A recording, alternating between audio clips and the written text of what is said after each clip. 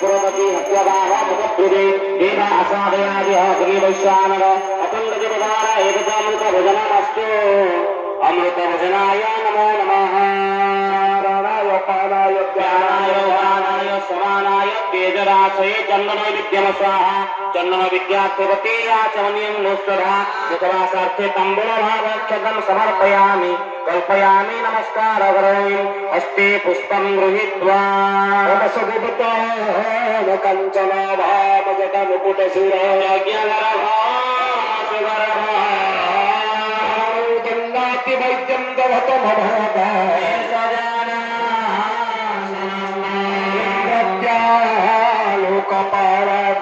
लोकपाराग्रहगणविबुधवन्दिता सर्वभक्ष्यः